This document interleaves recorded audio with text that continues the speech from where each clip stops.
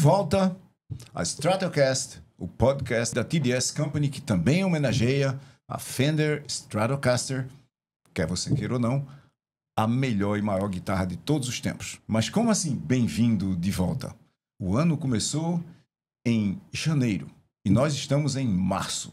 Não, o ano começa depois do Carnaval do Recife. E ele acabou de acabar. Então nós estamos preparados para enfrentar 2025 aqui com Vinícius Garcia, ex-batuqueiro de trio elétrico em Carnaval de Salvador, e eu, um antigo tocador de bongô nos bares do Recife. E mais duas pessoas que não bebem, André Neves e Felipe Calegário, cientistas associados da TDS Company, para discutir comigo e com vocês. Vocês comentam, vocês pedem, vocês falam e a gente ouve o estado da inteligência artificial em pleno mês de março de 2025. E todos nós sabemos que está mudando e está mudando muito rápido.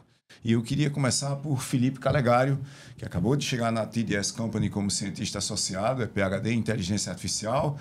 E Felipe, ou Calega, como a gente chama em todo canto. Eu acho que a primeira coisa que a gente devia trazer para a discussão é a quantidade de artigos que são publicados no Archive com o tema inteligência artificial. É impossível da gente... Todo mundo virou pesquisador em, ou de, ou para inteligência artificial, não foi? Virou a base para todo mundo agora virar especialista nisso. Então, a pessoa está estudando reprodução de muriçoca em Taperoá, aí tem inteligência artificial na reprodução de muriçocas no açude de Taperoá. E agora, colocou IA em algum canto, já chama a atenção. Vejo até livros fazendo coisas assim, site que não vai falar nada de IA, vai falar só de programação, de organização de plataforma de IA para poder chamar a atenção. Então, é uma quantidade de informação muito grande.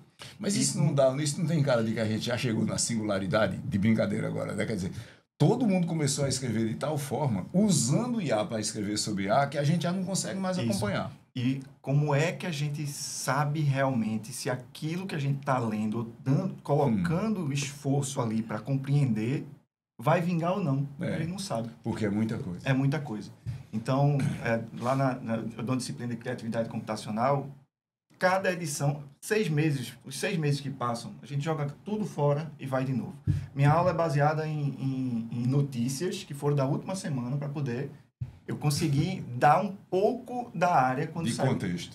Quando saiu, por exemplo, o DeepSeek, os alunos estavam indo para lá para discutir o DeepSeek. O que é que aconteceu? Eu estou sem entender. Para a gente ter uma noção do que é que está acontecendo.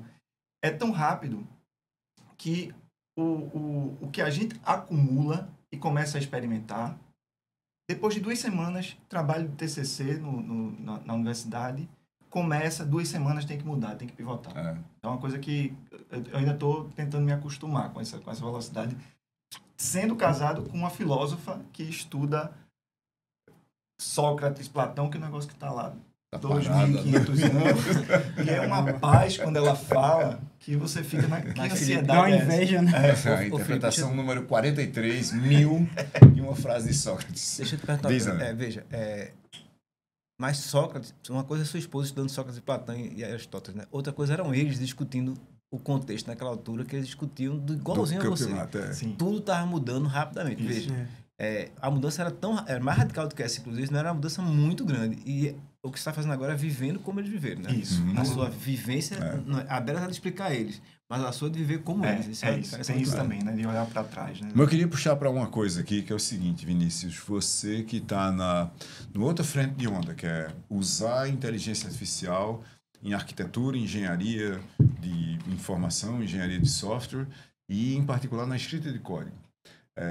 Como que, primeiro, os professores de engenharia de software estão reagindo? Como é que os alunos estão reagindo?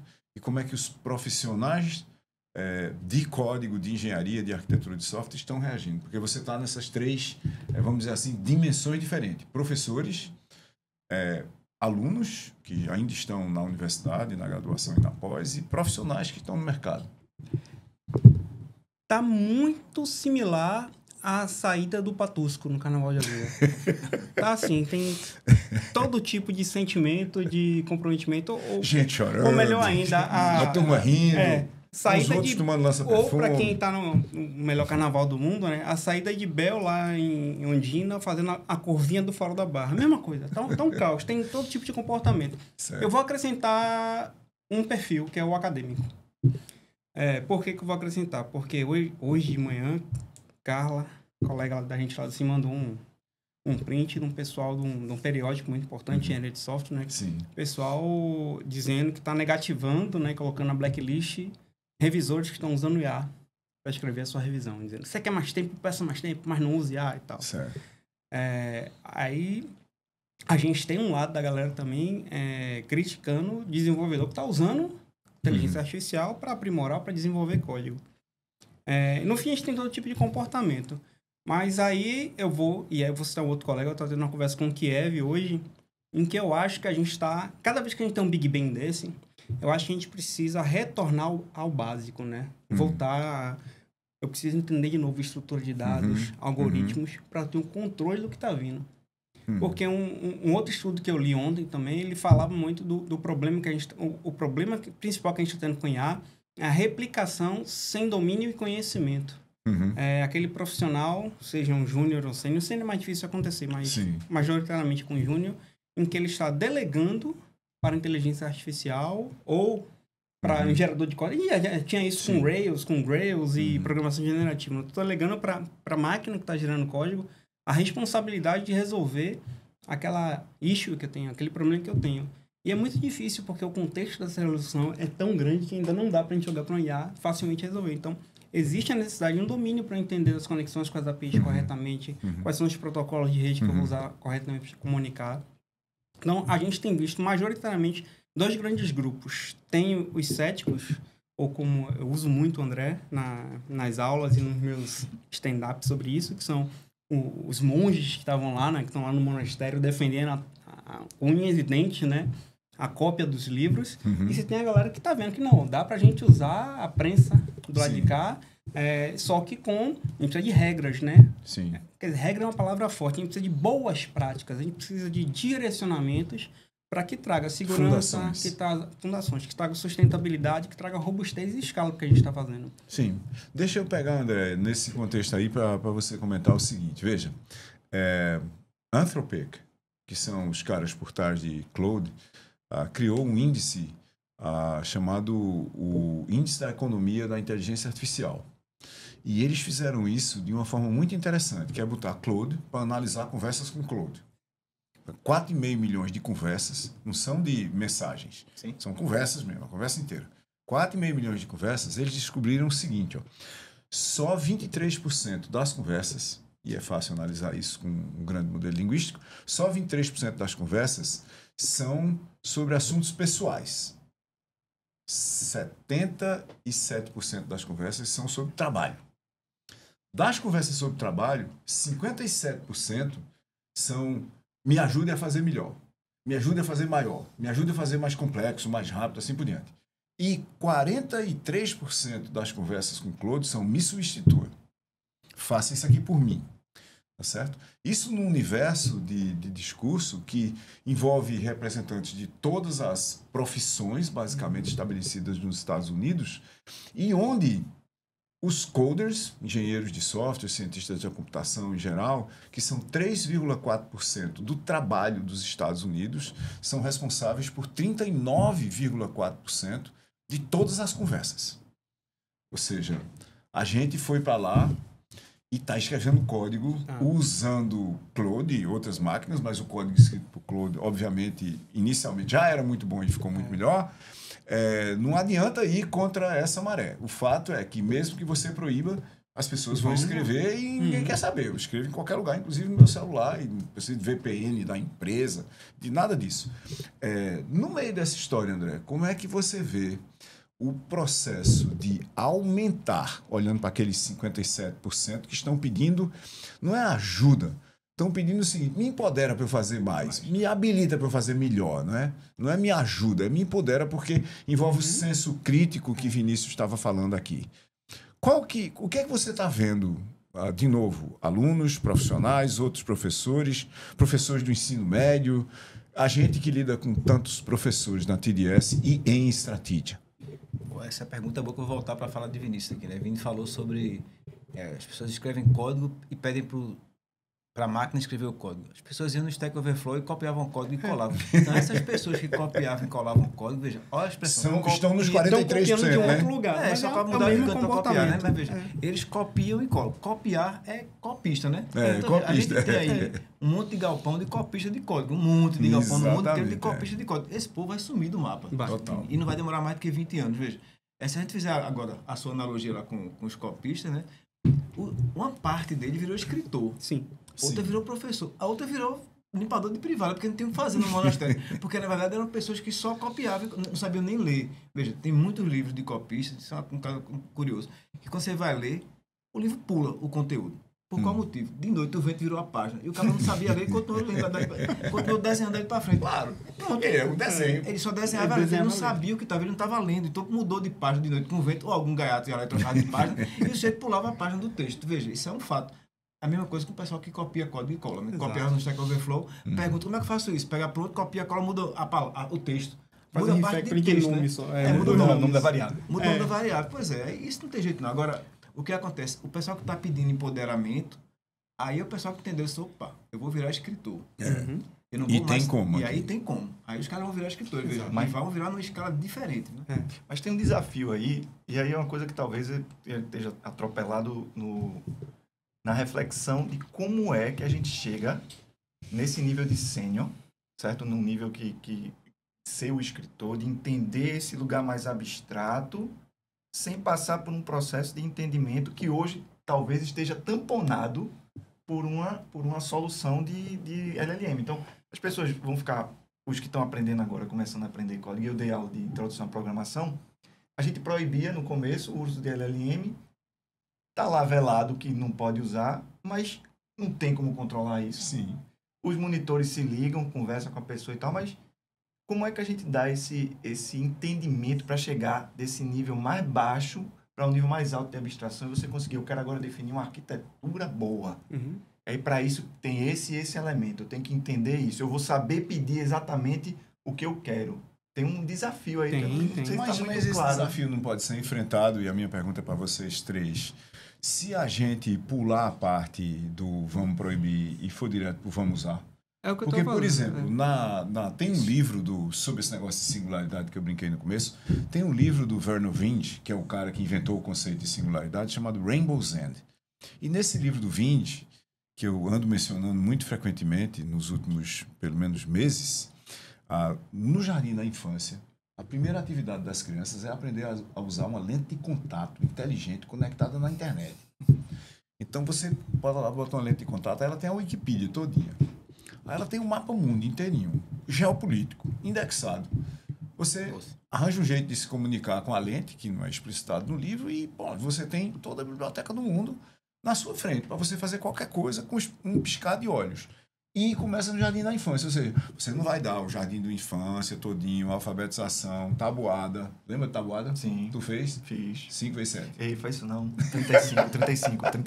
Quase que não trauma. PhD em computação, quase que não acerta 5 vezes 7. Aí, veja, aí você vai evoluindo, aí quando a pessoa tiver 26 anos, tiver acabado a graduação, você diz, tem LLMs. Não é não? O certo não é a gente dizer, introdução à programação. Tem LLMs. Ele serve para isso aqui. As fundações são essas, eles funcionam assim. E eu vou querer que o código de vocês seja da classe do código do Dijkstra. Tudo que vier tem que ser espetacular, porque você agora tem uma plataforma para escrever esse negócio aqui que muda, transforma qualquer um que só saiba usar numa super pessoa, num super coder. Essa frase é muito boa, porque a gente vamos sair do mundo de código, porque fica fácil. Né? Vamos para o mundo não código, vamos para o mundo da academia. Exatamente. Google está lançando agora Co-Scientist, né? Acabou de lançar. Exatamente. Então, vamos para esse mundo aqui. Perplexo lançou um dia desses, Deep Research. Aí, veja, tem disciplina... Que já é assustador, então, tem disciplina na pós-graduação de todo mundo tem aqui pós-graduação de mestrado, doutorado, que tem uma disciplina inteira para fazer revisão sistemática da literatura. Aí o cara passa um semestre para fazer aquilo. Veja, se eu fosse professor, quer dizer, pessoal, tá aqui a revisão do seu tema no primeiro dia de aula. Você faz o que com isso aqui para frente? Pronto. Porque o problema é daqui para frente. Você joga a disciplina e ou ela sai, no salto, né? Notebook LM, 50 fontes, vai embora. 50 fontes, mas Vini, veja, nesse tipo de coisa do Deep Research é assim, É mais faça uma ainda, revisão sistemática sobre esse tema tal. Eu li 2.400 artigos, li 2.400 artigos, escolhi 155 aqui, bota a referência embaixo, tudinho, pô. Então, veja, Porque é o trabalho de 2 tem, meses. Veja, mas tem uma coisa aqui, veja.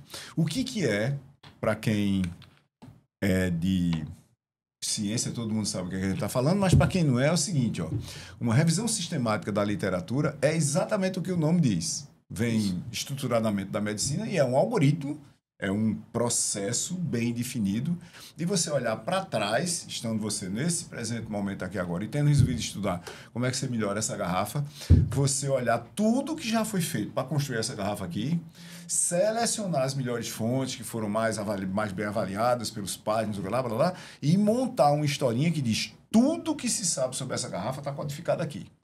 Agora, eu vou pegar desse ponto e vou elaborar essa hipótese aqui sobre como é que essa garrafa aqui pode ser feita de forma mais sustentável, por exemplo. Tem que reproduzir também. Outras pessoas tem que reproduzir. Mas isso aí é altamente discutível. Não vamos entrar nisso, não. E você só está falando isso porque você é casado com uma filósofa. Tem uma reproduzibilidade em ambiente de rede é muito mais complicado. Não, mas eu digo que é exigido, né? Para você publicar. Mas isso aí não vale mais. Mas tem uma coisa interessante. O que é que o fato da gente ler um artigo, ou então ler um grupo gigante de 1.000 artigos, como, sei lá, eu li na minha tese, o que é que isso agrega para a minha mente sair de um ponto e ir para um ponto mais abstrato? Será que esse exercício de leitura, e eu sei que são propostas diferentes, certo? Sim. A proposta da revisão da literatura é quero ver o que é que foi feito até agora, que é um saco de fazer. Sim. Mas tem os artigos que, quando você lê, dá um clique na sua cabeça e abre algumas portas de conexão que você não tinha antes. Número total de pessoas que fizeram isso no SLR nos últimos 50 anos, zero. Exatamente. Mas é porque a qualidade lá é... Vamos mudar, mas vamos só dar um passo, só para entender aqui. Veja, é verdade isso. Mas ao invés de eu ter que ler 2.000 para descobrir 2, alguém me diz, o Perplexo me diz, desses todos, esses 3 são os mais interessantes. Exato. Porque foi mais citado, mais impacto, geraram mais resultados. Aí eu vou ler.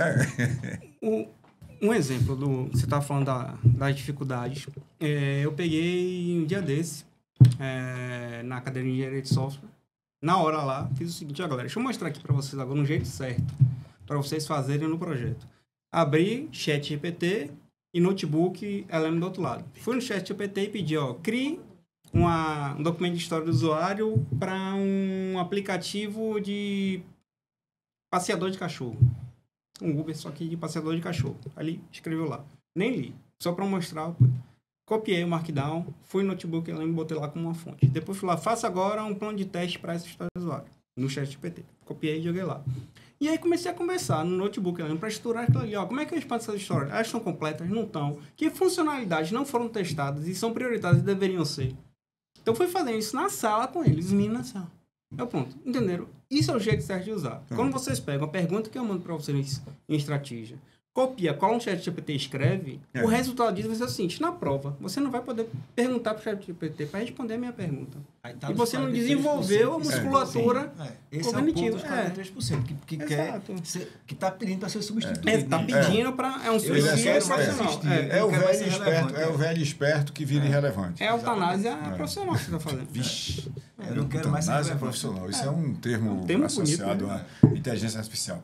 Bom, essa é a razão pela qual, na TDS, em todos os nossos grupos que mexem com código, a gente promulgou solenemente no dia 6 de janeiro, depois de uma discussão de 10 minutos, as 5 leis para usar LLMs, grandes modelos linguísticos, para escrever código. A primeira é o seguinte, todo mundo pode escolher o modelo linguístico que quiser. Não, você não vai avaliar 20 mil modelos linguísticos que tem por aí hoje e vai levar 5 anos ou infinito, né? Porque toda semana tem 3. Toda semana sai 3 bons. Em 2023 tinha um artigo que botava 15 mil. Agora já deve estar nos 200 e poucos mil. 200 e poucos mil. Então sai 3 bons toda semana, ninguém vai avaliar, cada um pode usar o que quiser, mas você tem que entender o que está fazendo, que é isso que André e Vinícius e Calegari estão dizendo. Você tem que ir lá, é o seguinte, está aqui o código. Eu entendo o código para saber julgar se ele tem riscos, se ele é o tipo de código que eu deveria querer, se ele resolve aquele problema ou não. E o código tem que ser revisado por humanos, eventualmente em colaboração com inteligências artificiais, mas tem que ter um outro humano lá que entenda o que você entendeu para dizer, em conjunto, nós entendemos isso aqui como seres humanos e podemos usar isso aqui no negócio. O quarto ponto é que você tem que aprender o tempo todo. Não adianta você terceirizar para as máquinas aprenderem. Porque se você fizer isso, você fica completamente obsoleto no seu negócio e a gente não quer ninguém obsoleto na TDS e em Strategia. E, por fim, o seu código escrito por você, obviamente, ou escrito por você em máquinas, ou escrito por modelos linguísticos, ele tem que aderir aos padrões éticos e de segurança de informação da TDS Company, e a gente tem esse manual bem definido e bem observado dentro do negócio. Isso que eu acabei de falar aqui está em laws, de leis em inglês, .tds.company. laws.tds.company. E está em inglês, por isso que a gente botou o nome de laws. Por que está em inglês? Porque no Brasil, tudo que é dito em inglês é verdade. Se a gente fizesse em português, ninguém ia ler. Então lá tem para código, tem para trabalho, são 5 leis bem parecidas. A primeira sempre é escolha o LLM que você quiser. Tem para design, tem para educação, saúde e para o ambiente jurídico, legal, que foram os 6 que a gente fez. Mas se você quiser fazer outros, vai lá, copia o que a gente fez e instancia para o seu particular tipo de trabalho, de profissão, de carreira, de negócio, de mercado. Comigo estiveram aqui Felipe Calegário, que pensa computação filosoficamente na sua cadeira de criatividade computacional no Centro de Informática da UFPE e como cientista associado da TDS Company. Vinícius Garcia, que obviamente não tocou no Carnaval de Salvador este ano, porque faz mais de 20 anos que ele toca no melhor carnaval do mundo, que é o do Recife, e ele sabe disso, mas não vai dizer em público. E André Neves, cientista associado da TDS e a fera que conduz Strategia.digital, a nossa plataforma para colaboração criativa em estratégia, planejamento, com foco em educação. Esse foi mais um Stratocast. E agora para você, logo depois do Carnaval, rock!